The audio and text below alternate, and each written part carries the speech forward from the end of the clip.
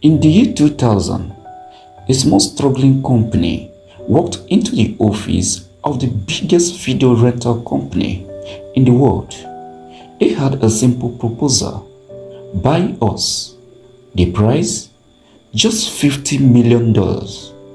Today, that company is worth hundreds of billions of dollars. Its name is Netflix. But the company that had the chance to buy Netflix, it was Blockbuster. At the time, Blockbuster was not a struggling business. It was a giant. Thousands of stores, millions of customers, a brand recognized around the world. Netflix was just a tiny startup trying to convince a powerful company that the future of entertainment was changing. Blockbuster said no, and that decision became one of the most famous missed opportunities in modern business history. But the real story is not that Blockbuster rejected Netflix. The real story is how a company that dominated an industry failed to understand that the industry itself was changing. This is the story of how Blockbuster went from being the king of movie rentals to becoming a symbol of what happens when successful companies stop adapting. Now, when Blockbuster ruled the entertainment. Before Netflix became a household name, Blockbuster was the place where millions of people went to watch movies. The company was founded in 1985 by David Cook in Dallas, Texas. At a time when renting movies was becoming a major part of a home entertainment, Blockbuster created a model that was simple. Thousands of movies, convenient locations, a familiar experience. Customers would walk into a store, choose a VHS tape or later a DVD, take it home and return it after watching. It sounds ordinary today, but at the time it was revolutionary. By the 1990s, Blockbuster was everywhere. The company expanded aggressively, opening thousands of stores across the United States and internationally. At its peak, Blockbuster had more than 9,000 stores worldwide and tens of millions of customers. It had become so dominant that renting a movie was almost synonymous with visiting Blockbuster. For many families, Friday night meant one thing: going to Blockbuster. But there was a problem. The same success that made Blockbuster powerful also made it vulnerable. The company had built an entire business around physical stores, and a new competitor was quietly building a completely different future. Now, the small company nobody took seriously. In 1997, Reed Hastings and Mark Randolph founded a company called Netflix. The idea was simple but unusual. Instead of driving a video store, customers could order DVDs online and receive them through the email. At the beginning, Netflix was not the streaming company we know today. There was no Netflix app, no original movies, no global subscription service. It was simply a DVD rental company trying to make movie rentals more convenient. The company introduced a subscription model where customers could rent DVDs without traditional late fees. This was a direct challenge to Blockbuster's business model.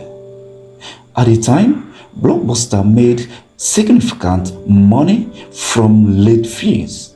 Customers who keep movies too late had to pay extra. Netflix saw this as a problem. They believed customers wanted convenience, not penalties. In 2000, Netflix was still struggling. The company was losing money and looking for ways to survive. According to accounts from Netflix co-founder Mark Rudolph and reporting from business publications, Netflix approached Blockbuster with a proposal. Netflix offered to be acquired by Blockbuster for approximately $50 million. The idea was that Blockbuster could combine its massive customer base with Netflix online technology, but Blockbuster declined. At that moment, the decision probably seemed reasonable. Why would the world's biggest movie rental company spend millions buying a small online DVD rental company? Blockbuster was making billions from its stars. Netflix was still trying to prove itself. But the problem was that Blockbuster was looking at the present. Netflix was looking at the future. Now, the world started changing. The biggest mistake many successful companies make is assuming the future will look like the past. Blockbuster had mastered the physical rental business, but technology was changing customers' expectations. People were becoming more comfortable shopping online. Internet speeds were improving. DVD players were replacing VHS tapes. And eventually, another major shift arrived, and that was streaming. The idea of watching movies instantly over the internet once sounded unrealistic. But as technology improved, streaming began changing entertainment forever. Netflix recognized this shift early. The company slowly moved away from mailing DVDs and invested heavily in online streaming. In the year 2007, Netflix launched its streaming service. At first, the streaming library was small, but the company understood something important. The future of entertainment was not about owning stores. It was about owning the relationship with the viewer. Now, Blockbuster tries to catch up. Blockbuster was not completely blind to change. The company eventually launched its own online rental service and tried to compete. In fact, Blockbuster made several attempts to adapt, but timing mattered. By the time Blockbuster seriously challenged Netflix, Netflix had already built momentum. The market was changing quickly. Customers were becoming used to convenience.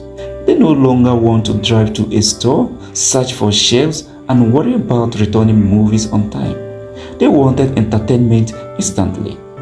Another challenge was Blockbuster's massive physical infrastructure. Thousands of stores were once its greatest advantage. But in the digital era, those stores became expensive liabilities. The company had rented payments, employees, and operating costs that an online competitor did not have.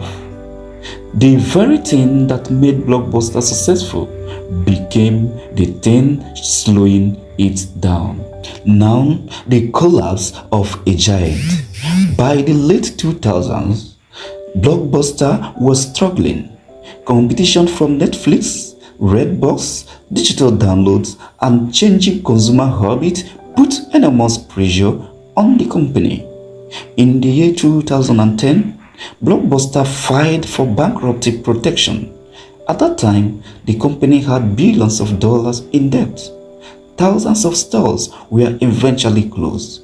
A company that once represented the future of movie entertainment had become a reminder of how quickly industries can change. Netflix, meanwhile, moved in the opposite direction. The company expanded globally. It invested heavily in original content. It became one of the world's largest entertainment platforms. The company that Blockbuster had the opportunity to buy for just $50 million became worth hundreds of billions of dollars at its peak market valuations. Now, what happened to Blockbuster? Today, Blockbuster is no longer the global entertainment giant it once was. Almost all of its stores have disappeared, but the brand itself has not completely vanished. One independently operated Blockbuster store in Bend, Oregon, became famous as the last remaining Blockbuster store in the world. It became more than just a store. It became a symbol, a reminder of a different era of entertainment, a reminder that even the biggest companies can disappear if they fail to move with changing times. Now, the final lessons. The story of Blockbuster is often told as Blockbuster rejected Netflix and failed. But the deeper lesson is more than interesting. Blockbuster did not fail because it was a bad company. It failed because it was extremely successful at something that was slowly becoming outdated. Success can create confidence, but sometimes success also creates comfort. And comfort can make companies ignore signals that change is coming. Netflix was not bigger than Blockbuster. It did not have thousands of stores. It did not have decades of history. It simply understood that customers were moving in a different direction.